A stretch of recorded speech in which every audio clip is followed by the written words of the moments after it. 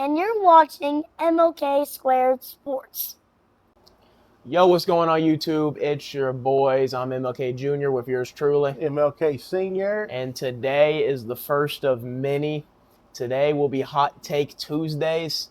And I know y'all see the backdrop. Y'all like that? I like it. Yeah. I like it. A little upgrade for Wait. IO. To first day, this is the first edition of Hot Take Tuesdays, where this episode we're going to be doing hot takes purely on college football. And throughout, we'll do more sports, of course. Got to have hot takes and everything. As things come up, it'll be fun. I'm excited. First edition. We'll start off with dads. We can go ahead and start off with dads. Okay. First hot take. I'm an Ohio State fan. I love all sports, like they call it as I see it. But I follow Ohio State really closely. And it's, as it is and always will be, it'll be Ohio against the world. And this year will be one of the greatest years in Ohio State history. They have one of the toughest schedules. Everybody's like, oh, they don't play nobody. We have one of the toughest schedules in the country. And also, with that schedule, we have a very good team. People are worrying about the defense. Offense. Julian Sand, will he be able to bounce back? But this is what my hot take for this football season for Ohio State. They go undefeated. They win the Big Ten, and they win the national championship.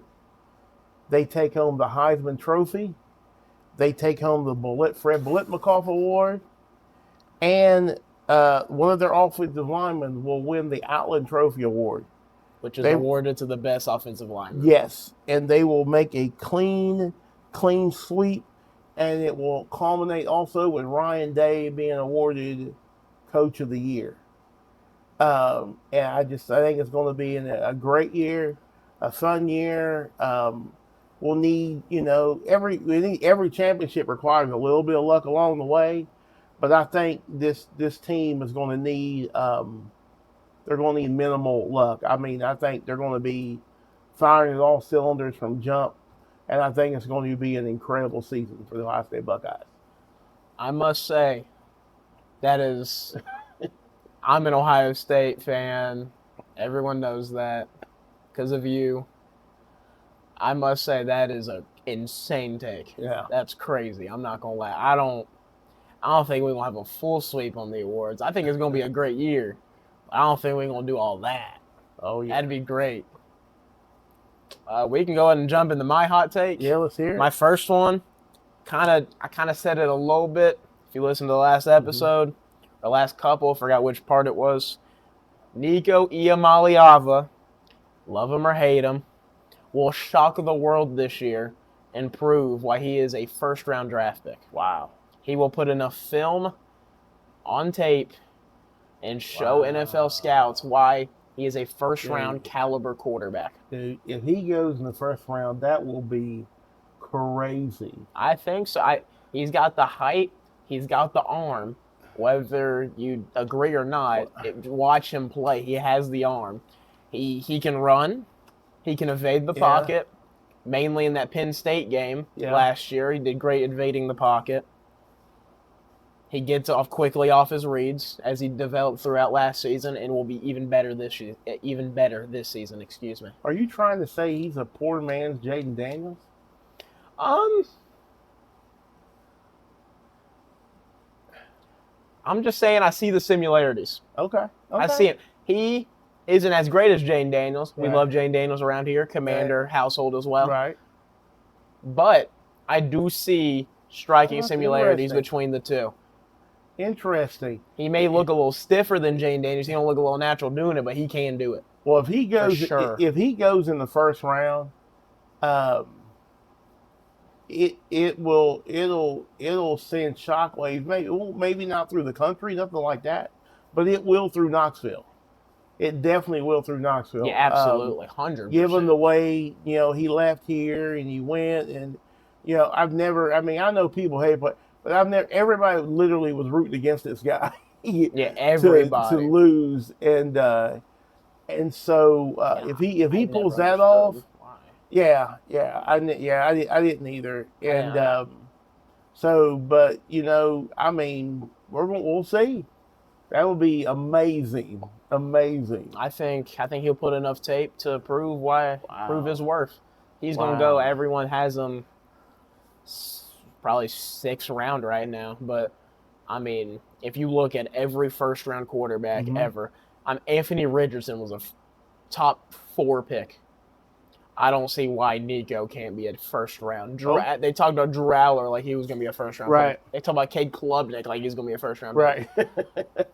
What are we talking True. about? Yeah, I see Nico's better than all of those people as a prospect. Maybe not as a college football player, gotcha. but I as a gotcha. prospect, he can and will be a first round Round draft talent pick. this upcoming draft. Interesting. If not, if he wants to stay, he'll be next one too. Interesting. Okay. All right. My Jump in number the net. two. Number My 2. number 2. Tennessee Vols. Hot take: Josh Heupel will not be the coach after this season. He will. They will. They will part ways. And Josh Heupel will not be here.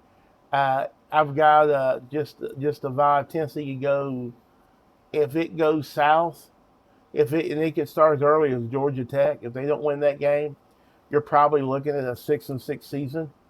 And I don't Yeah. know that he will.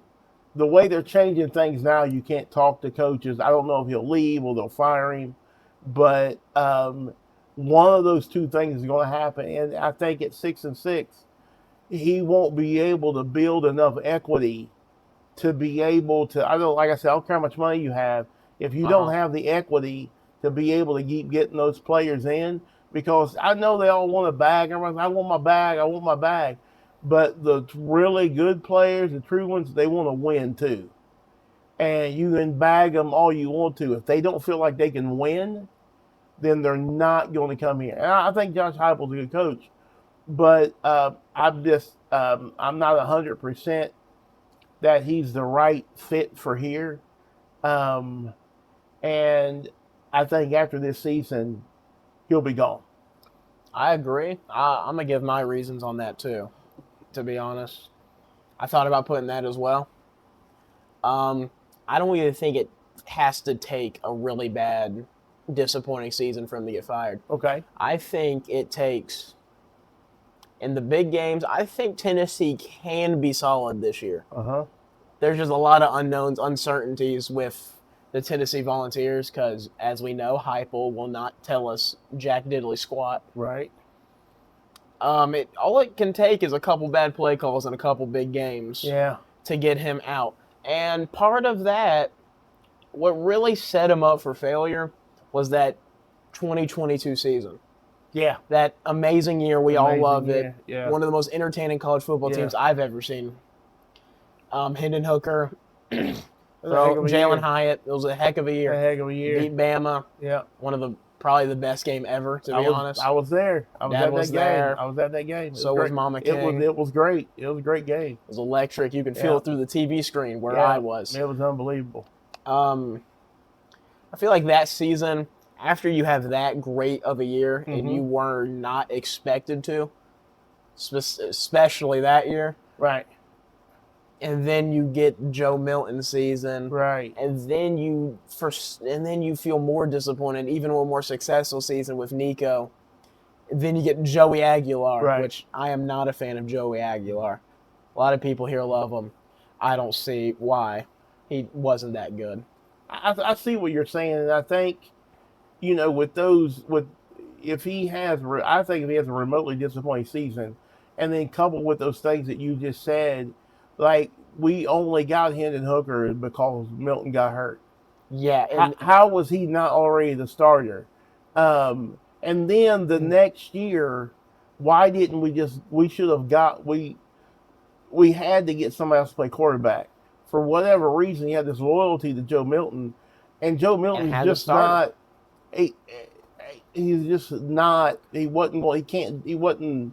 He didn't fit at all. We can build this off my last take. Nico would have had the same exact season, if not better, than Joe Milton would have in his freshman year. Right. Right. I completely agree with the Heupel take. If it's semi-disappointing, are a couple bad calls away from being Right. really good. I think he could get canned this He year, could. Yeah, I which agree. will be unfortunate for him. Yeah. And Well, we he may won't. see who their next coach will be. He won't start. He'll be all right. Yeah, he'll be fine. My Mhm. take is we got all this Brendan Sorsby drama. Right. He entered the supplemental draft. Mhm. This, that, yada. I saw a report earlier that said they've been begging Dylan Raiola to come there instead of Oregon now. No. And obviously that's not going to happen. Right. Even though Dylan Raiola is not going to start this year. Right. That development's great. But my opinion on the matter is I think Texas Tech will be just fine. I'm not worried. I think Texas Tech will be just fine without Brendan Sorsby. Wow. Brendan Sorsby's a great player, great quarterback. I wanted Tennessee for the fans to go get him. Glad that didn't happen now. Right. But I liked him out of Cincinnati a lot. I always wondered why he played so bad in big games. Probably know why now. Makes sense. Right. Will Hammond was their backup. Uh-huh.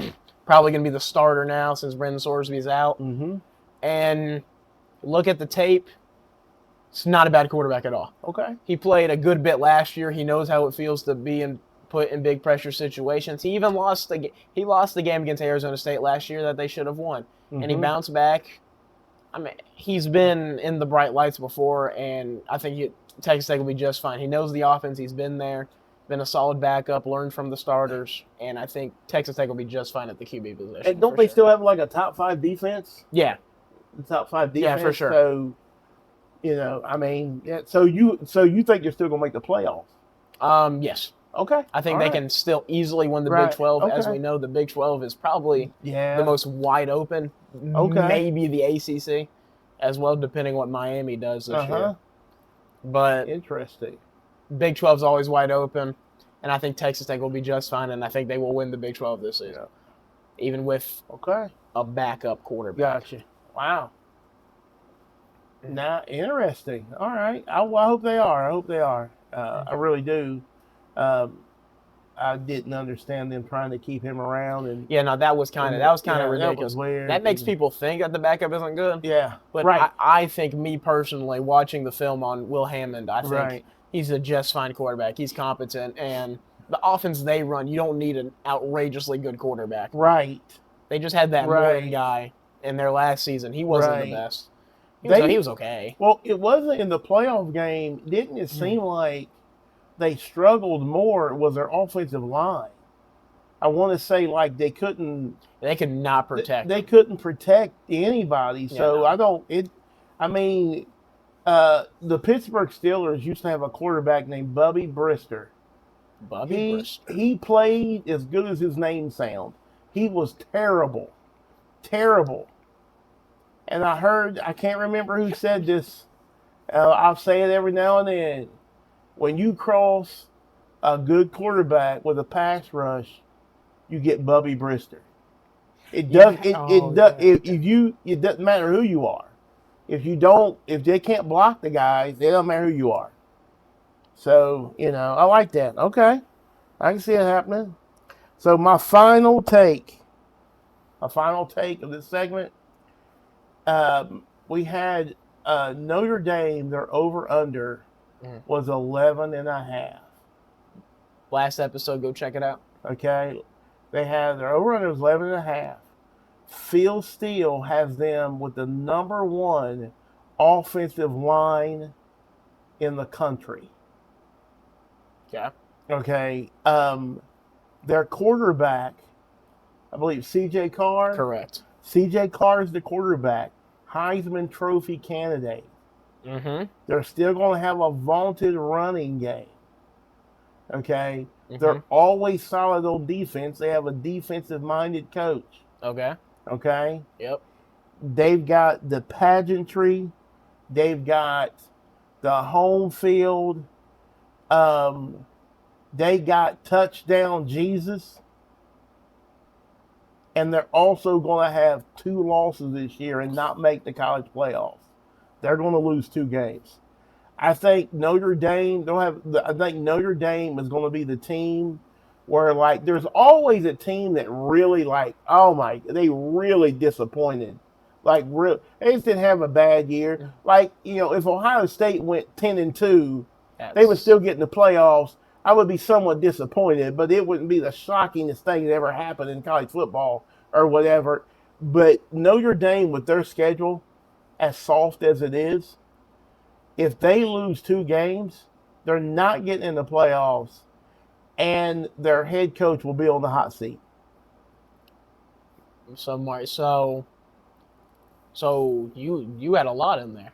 10-2, not making the playoffs, and Marcus Freeman will be on the hot seat. He'll be on the hot seat. They lose 2 games, not make the playoffs, he'll be on the hot seat. Wow. Yeah. Hello. Yeah. Hello. As crazy as that sounds, because he's a great recruiter, and I don't know that people he'll get some flack and stuff every now and then, but like he's a really good coach. But I think people forget he's a young guy. He still has a lot to learn. I think they would be making a great mistake, but if they lose a game early and then another one late, they get knocked out of the playoffs. People make some of these ADs and people stuff. They make these snap judgments and these snap decisions when you just should have waited it out. I think they should have waited out, but I don't know that they will. Been many scenarios like that. It happens. Yeah, it happens. Many. Like, oh, they went crazy. I mean, Tennessee did that with Philip Fulmer. Instead of waiting it out, and, they had that season, let's see who's the right guy to get. They went through, 10 or 15 years walking through the desert. Yeah, they did. So. And at some point they hired, what's his face, Pruitt? They had Derek Dooley. Jeremy Pruitt. They had Butch Special Delivery Jones. And overrated, in my opinion. Yeah. And so you can, I mean, things can happen. You can wander through the desert. And so, you gotta think who you gonna get. So that's my last one. How about you? My last take. We gonna go over in Oklahoma, not the Sooners. We're going to go over the Oklahoma State.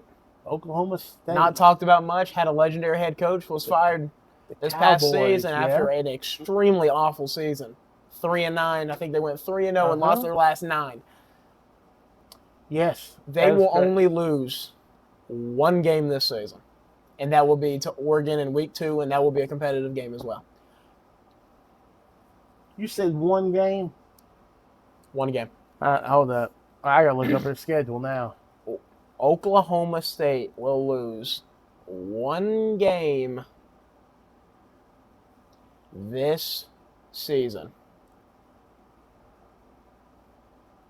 Okay. Now we got to, real quick, we got to break down their schedule. If you don't mind. I don't mind. Because that sounds crazy.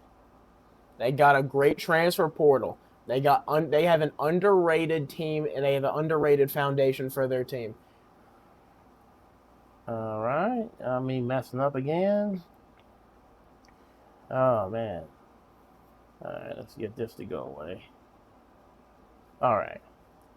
They open up against Tulsa. Yes. Win, right? Okay. They play Oregon. That's their 1 loss. They play Oregon at home. They will win out. And I said that's going to be competitive. Okay. By the way, one thing, this kind of contradicts my first take, but since they're in the Big 12, it will be Texas Tech and Oklahoma State meeting in the Big 12 title game. Whoever wins that, they may both be in. Because Oklahoma State, with only 1 loss being to Oregon and going undefeated in the Big 12, I'm just saying, I don't know what's going to happen around the college football at the time, but I don't see how you leave that out. Okay, so let's say they lose to Oregon. They beat Murray State. Correct. They beat West Virginia. Correct. They beat UCF. Correct. They beat at Houston. Correct. They beat Colorado. Correct. Iowa State Cyclones. Correct. Kansas State. Correct. Texas Tech. Yes. That's the big game. They're going to beat Texas Tech. They're going to beat Texas Tech. They get them at home. They do get them at home. They're at Arizona State. Yes. Kansas, Big 12 game. Yep. And that would put them in the playoffs. 100%. Yeah, 100%. Wow. Oklahoma State will only lose one game this season after losing their most legendary coach and arguably the most legendary when it comes to viral moments. So you would, Mike Gundy. So let's say they lose the Texas Tech game. They're going to come right back and beat them again. They're still going to be playing in the Big 12 title game. Yes, that'll be Texas Tech one loss in the Big 12. Gotcha. Okay. And they will meet again in the Big 12 title game. Wow. So yeah, that's my final take. Wow. I'm not gonna lie, I'm not hating that. I wouldn't mind seeing that. I know I root for. I'm a football fan, and we'll stay up. Well, I try to stay up, but we pay attention to it. He stays up. I stay up all night watching this. But we pay attention to it from when the first game kicks off at noon, sometimes 11, to the last game that kicks off at 11 p.m. Absolutely. And so, we enjoy it all. All the divisions, so we pay attention to everything. We will sit there and talk about a game and analyze what are they doing, why they're doing it, every aspect of it. And with this transfer portal, there are players that used to follow, know of, and I really encourage you to stay engaged and look at some of these teams, because you're like, man, whatever happened to so-and-so? And they're still playing. Yep. They're over here, they're over there. And I think to me, it makes me enjoy other games even more. I like 100%. I watch every game for a reason, even if it's two bad teams. If there's a player I like on the team, it's fun. I'm going to watch it. It's fun. I enjoy it. I like Louisville, we're Ohio State fans. Lincoln Kienholz was a Buckeye for a good little bit. We're going to be watching Louisville games. Absolutely. This season for sure. Yep. And first-year coach is always interesting. You got the Michigan States, the Oklahoma States, a whole bunch of first-year coaches. It's gonna be fun. It's gonna be fun. It's gonna be a great year. It's gonna be a great year. And y'all gonna basically watch it with us, because we're gonna talk about anything and everything, all of our opinions on the seasons, including in every other sport. We'll have baseball content as well. Mm-hmm. Y'all will love that. That's gonna be more reactions. That's gonna be more how mad we get. Yeah. Y'all gonna love that. Definitely. But yeah, I think that can conclude our first edition of Hot Take Tuesday. Thank y'all for staying through the whole video. God bless. Be sure to keep them number one. See ya. Peace. Like and subscribe.